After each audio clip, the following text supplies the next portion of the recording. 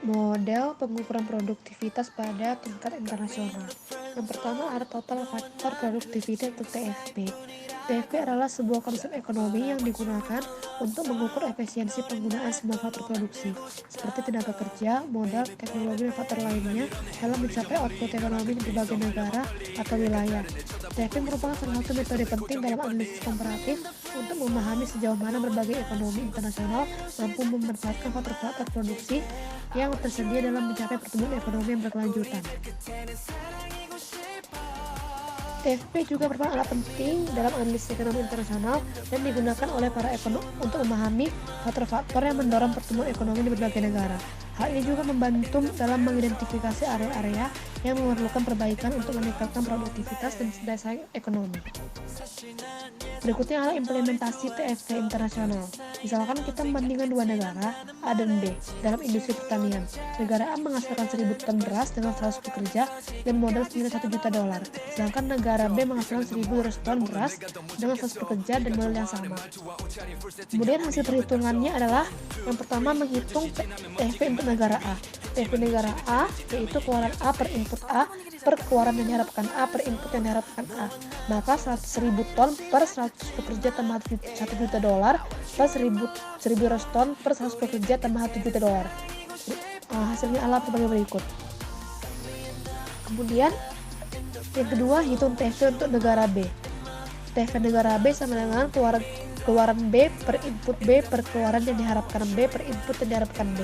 Maka 1.200 ton per 100 pekerja tambah $1 juta per 1.200 ton per 100 pekerja tambah $1 juta. Dan hasilnya adalah sebagai berikut. Dalam perhitungan ini dapat kita membandingkan produktivitas total faktor antar dua negara dalam industri pertanian. Nilai TFP yang lebih tinggi menunjukkan bahwa suatu negara lebih efisien dalam menghasilkan hasil pertanian dengan sumber daya yang sama. Model yang kedua adalah indeks produktivitas tenaga kerja atau labor productivity index. Indeks produktivitas tenaga kerja atau labor productivity index adalah salah satu metode yang digunakan untuk mengukur produktivitas tenaga kerja di suatu intensitas ekonomi seperti sebuah negara. Indeks ini memberikan gambaran tentang sejauh mana tenaga kerja telah digunakan secara efisien dalam menghasilkan output ekonomi. Ini adalah indikator penting dalam menganalisis kesehatan ekonomi dan efisiensi penggunaan sumber daya manusia. Berikutnya adalah implementasi indeks produktivitas tenaga kerja. Misalkan kita ingin membandingkan produktivitas tenaga kerja antar dua negara X dan negara Y dalam industri manufaktur. Berikut adalah data untuk kedua negara tersebut. Negara X memiliki 200 pekerja dan menghasilkan 10.000 unit dalam 1 tahun, sedangkan negara Y memiliki 250 pekerja dan menghasilkan 12.000 unit produk dalam 1 tahun. Berikut adalah perhitungan dari indeks produktivitas tenaga kerja. Ada dua langkah. Langkah yang pertama adalah hitung produktivitas tenaga kerja untuk masing-masing negara. Produktivitas tenaga kerja negara S adalah total produksi per jumlah tenaga kerja, maka 10.000 unit per 200 pekerja, maka 50 unit per pekerja. Kemudian adalah produktivitas tenaga kerja negara Y, total produksi per jumlah tenaga kerja, berarti 12.000 unit per 250 pekerja, maka dihasilkan 48 unit per pekerja. Langkah yang kedua itu adalah hitung indeks produktivitas tenaga kerja untuk negara Y relatif terhadap negara X. Indeks produktivitas tenaga kerja sama dengan produktivitas tenaga kerja negara Y per produktivitas tenaga kerja negara X dikali 100. Maka dihasilkan 48 per 50 dikali 100 sama dengan 96. Maka dalam perhitungan ini kita dapat menyimpulkan bahwa produktivitas tenaga kerja di negara Y sekitar 96% dari produktivitas tenaga kerja di negara S dalam industri manufaktur. Ini adalah cara untuk membandingkan efisiensi penggunaan tenaga kerja antar dua negara dalam konteks internasional. Yang selanjutnya yaitu produktivitas nasional. Model yang pertama yaitu labor productivity. Model pengukuran produktivitas tenaga kerja tingkat nasional mengukur efisiensi penggunaan tenaga kerja dalam menghasilkan output ekonomi di tingkat negara. Jika labor productivity meningkat, berarti pekerja mampu menghasilkan lebih banyak barang atau jasa dalam waktu yang sama atau bahkan lebih sedikit. Hal ini dapat menguntungkan ekonomi karena dapat menghasilkan lebih banyak kekayaan dengan sumber daya yang sama. Contoh implementasi dari model labor productivity yaitu sebuah negara Y pada tahun 2021 mengukur produktivitas tenaga kerja. Data untuk negara Y pada tahun 2021 yaitu PDB atau produk domestik bruto sebesar 800 miliar dolar, jumlah jam kerja tenaga kerja sebesar 15 miliar jam. Perhitungan produktivitas tenaga kerja. Produktivitas tenaga kerja diukur dengan membagi PDB dengan total jam kerja tenaga kerja. Produktivitas tenaga kerja sama dengan PDB per total jam kerja tenaga kerja. Maka dihasilkan 500 miliar dolar per 15 miliar jam, maka hasilnya 53,33 per jam dolar. Interpretasinya yaitu pada tahun 2021, produktivitas tenaga kerja di negara Y adalah sebesar 53,33 dolar per jam kerja. Ini mengidentifikasi efisiensi penggunaan tenaga kerja dalam menciptakan nilai ekonomi. Semakin tinggi nilai produktivitas tenaga kerja, semakin efisien penggunaan tenaga kerja dalam menciptakan output ekonomi. Model yang kedua yaitu capital productivity. Capital Productivity Nasional adalah ukuran seberapa efisien model atau peralatan yang digunakan dalam proses produksi di suatu negara. Ini mengacu pada seberapa banyak barang dan jasa yang dapat dihasilkan dengan menggunakan peralatan, mesin, dan infrastruktur yang tersedia. Jika capital productivity meningkat, berarti negara dapat menghasilkan lebih banyak barang dan jasa dengan menggunakan model yang sama atau bahkan lebih sedikit. Hal ini juga dapat memberikan manfaat ekonomi karena dapat meningkatkan efisiensi penggunaan sumber daya. Model pengukuran produktivitas kapital atau capital productivity di tingkat nasional mengukur sejauh mana modal atau aset yang digunakan dalam perekonomian suatu negara efisien dalam menghasilkan keluaran ekonomi. Berikut merupakan implementasi dari capital productivity tingkat nasional. Misalkan kita ingin mengukur produktivitas kapital di tingkat nasional dalam 1 tahun. Berikut merupakan datanya. Yang pertama, total keluaran ekonomi nasional atau Gross Domestic Product atau GDP sebesar 10 triliun dolar. Total modal yang digunakan dalam perekonomian nasional yaitu 5 triliun dolar. Perhitungan capital productivity-nya yaitu menghitung produktivitas kapital dengan membandingkan total keluaran ekonomi atau GDP dengan total modal yang digunakan. Produktivitas kapital sama dengan GDP per total modal sama dengan 10 triliun dolar per 5 triliun dolar sama dengan 2. Yang berarti dalam 1 tahun, setiap dolar modal yang digunakan dalam perekonomian menghasilkan 2 dolar keluaran ekonomi. Nilai ini mengindikasikan seberapa efisien modal yang digunakan dalam menciptakan nilai ekonomi. Perlu diingat bahwa capital productivity adalah ukuran yang berguna untuk mengidentifikasi efisiensi penggunaan modal dalam perekonomian. Tetapi, evaluasi yang lebih mendalam mungkin memerlukan analisis yang lebih rinci terhadap komponen modal yang digunakan dan sektor-sektor ekonomi yang berbeda. Pengukuran produktivitas di tingkat perusahaan. Model yang pertama yaitu Mundell. Penemunya adalah Marvin M. Mundell. Model ini mengukur produktivitas total dengan cara membandingkan antara produktivitas dalam periode yang diukur dengan periode dasar.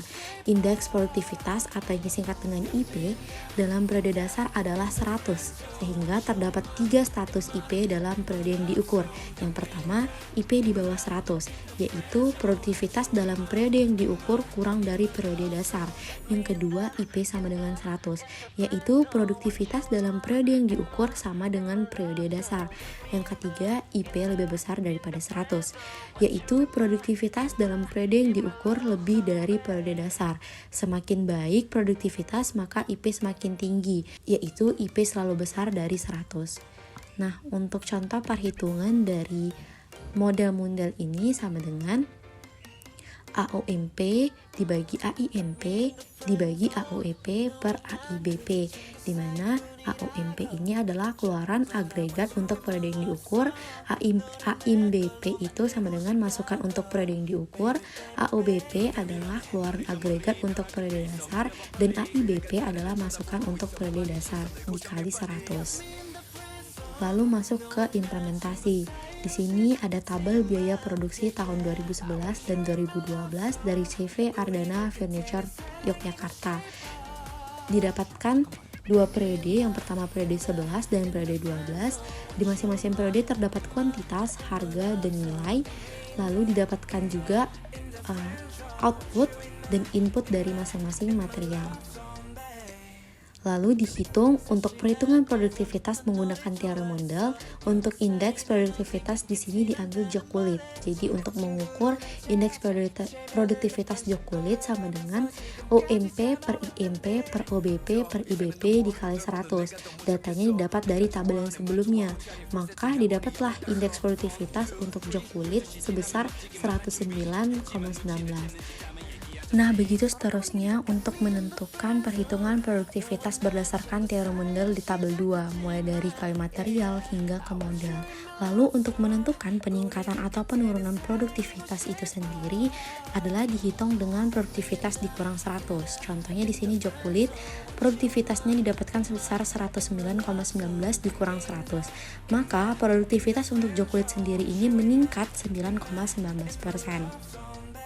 Lalu untuk tenaga kerja didapatkan produktivitas 88,35 dikurang 100, maka didapatkan minus 11,65. Minus di sini menandakan bahwa terjadi penurunan produktivitas pada tenaga kerja dan perlu untuk diperbaiki. Model yang kedua yaitu APC atau The American Productivity Center. APC ini menghancurkan pengukuran produktivitas yang terkait dengan kemampuan memperoleh keuntungan menggunakan produktivitas dan faktor recovery harga. Untuk rumusnya yaitu profitability sama dengan sales per cost sama dengan output quantities dikali price per input quantities dikali unit cost. Jadi profitability sama dengan productivity dikali price recovery factor.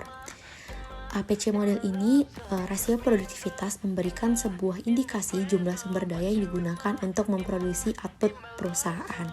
Perubahan faktor price recovery menunjukkan apakah perubahan biaya di input, diserap, diberikan, atau dikompensasikan dalam harga dari output perusahaan. Dalam model ini, input modal diberikan oleh depresiasi ditambah keuntungan relatif terhadap aset total, yaitu aset tetap ditambah modal kerja yang digunakan. Kasus atau implementasi dari perhitungan produktivitas berdasarkan teori APC didapatkan data dua periode 1 dan periode 2, di mana di setiap periode terdapat kuantitas, harga, dan nilai, dan terdapat juga nilai dari output, input, material, energi, modal, dan total input. Nah, untuk perhitungan indeks produktivitas model APC yaitu total output sama dengan periode 2 per periode 1 sama dengan 441 juta per 406 juta 800 ribu. Maka didapatkan untuk total output produktivitasnya sebesar 1,08. Begitu seterusnya hingga didapatkan produktivitas total. APC dan model. Maka dapat dianalisis nih perbandingan model-model APC, terdapat perbedaan hasil perhitungan indeks produktivitas pada kedua model tersebut. Dikarenakan model APC ini melihat secara total dari masing-masing input, sedangkan si model sendiri ini melihat input secara masing-masing atau secara mandiri. Nah, adanya perbandingan dari kedua model tersebut itu dapat diketahui juga kan bahwa dengan menggunakan model dapat dilihat nih terjadi penurunan pada tenaga kerja. Sedangkan pada model APC terdapat penurunan pada tenaga kerja dan material.